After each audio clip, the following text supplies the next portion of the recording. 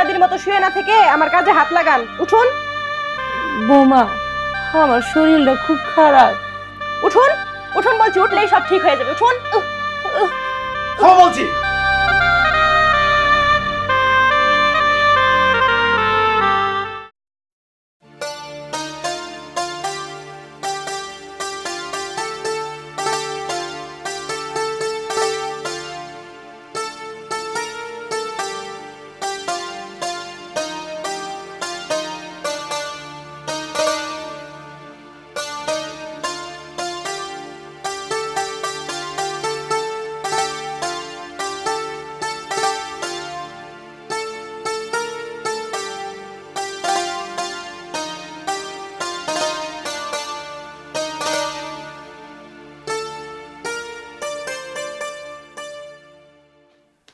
নেন নেন, খেয়ে আমাকে উদ্ধার করেন। রাত তো হয়ে গেছে, আপনার ছেলে চলে আসবে।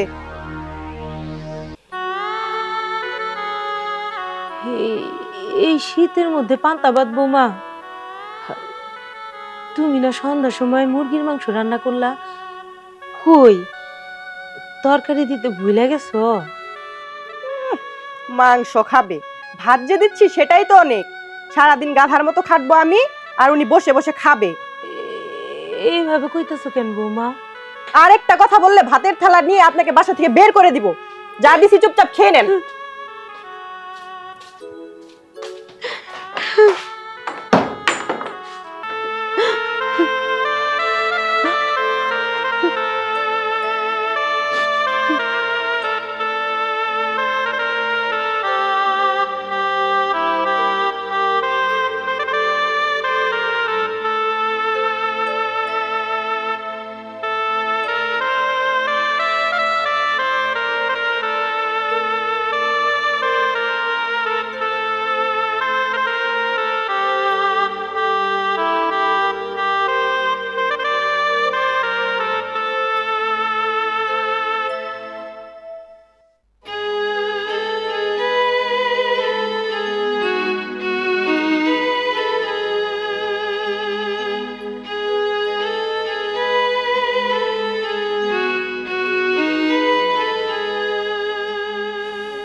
মা,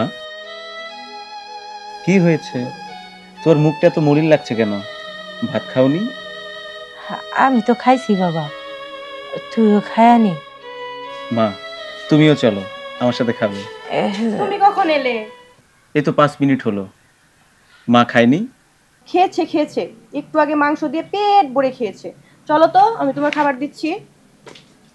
মা, তুমি রেস্ট নাও।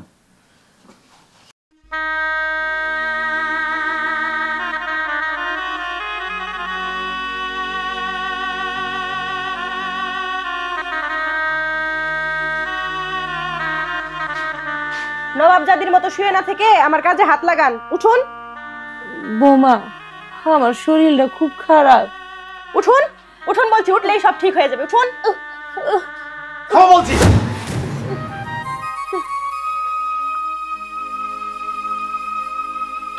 তুমি তুমি অফিস যাওনি?